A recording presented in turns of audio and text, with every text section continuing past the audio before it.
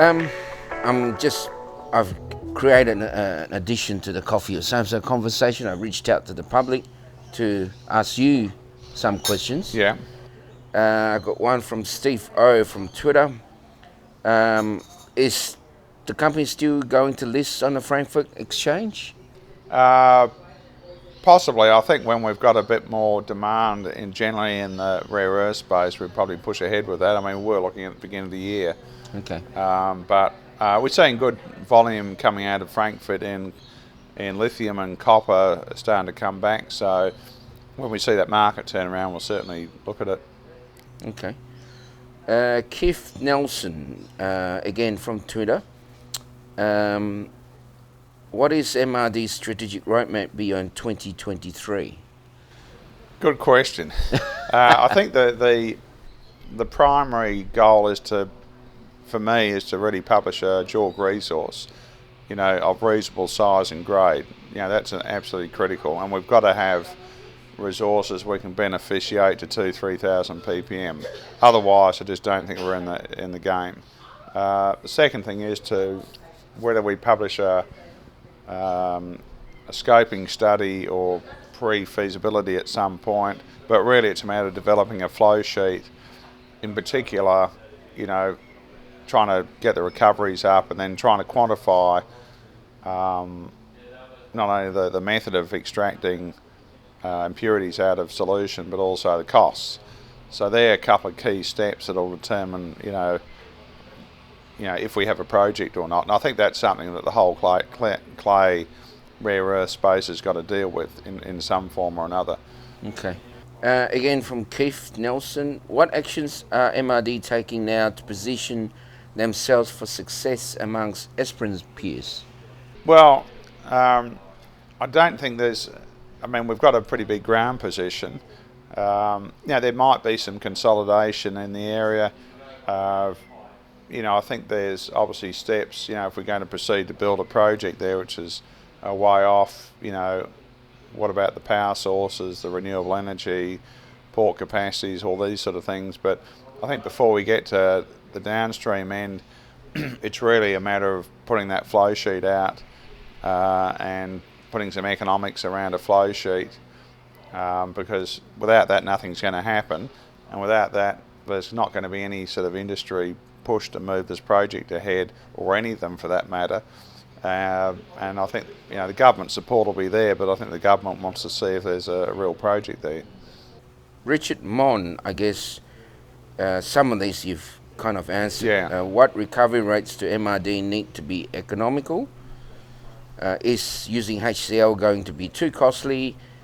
And have MRD applied for any government grants?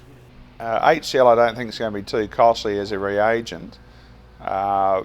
What might be costly is the extracting the impurities.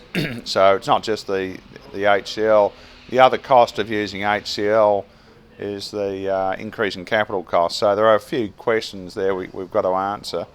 At 25 grams per litre, I think it is economic to use HCl. But as we've seen with some flow sheets, the real cost is in the neutralisation or the extracting the impurities. So, in terms of government grants, we've been applying and getting R&D rebates, because a lot of our stuff is sort of in that research category. So we'll continue to do that, and we've got some pretty substantial refunds so far. One question from Dr. Diana Zivak, who is from the Geological Survey of South Australia. I had a Samso insight with her. Her question was, and I think you may have touched on some of this, is has Mount Ridley progressed in determining the mineralogy and basement control on your clay-hosted projects? Well, that's work in progress. I mean, we've got some preliminary data looking at halloysites and clay mineralogies, and looking at concentrations of rare earths and then extractabilities and then the ability to beneficiate. I mean, one of the things about rare earths is the rare earths themselves are very fine grained. So we've tried to do some microscopic work on some of the stuff and not actually been able to see the rare earths. So it's on a sort of, broad scale, we're getting a better handle on it, but, working out the mineralogy, how the rare earths behave in the profile, how weathering affects it. That's a very much a long-term project. Yeah. Well, I know how you're feeling, where you can't even, you're not sure what you Well, got. when you can't see it, you think, well, actually, it is challenging. I mean, there is nothing about rare earths that is simple. I mean, it is a very complicated business, from the conceptual ideas, looking at the geology, and then looking at the end users and selling this, and actually separating concentrates, which the Chinese have all the expertise in. So, there's nothing about it that's simple. I mean, the prize is there, but it's a long journey. Then you could say that for most commodities, I Well, guess.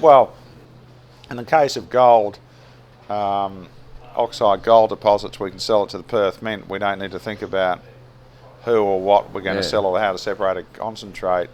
Polymetallic deposits, lithium, we've gone a long way down the track. We're producing it, but aside from Lynas, there's no real rare earth production out of Australia. So, and that's a super high grade hard rock. So we're right out there at the start of the learning curve on this one.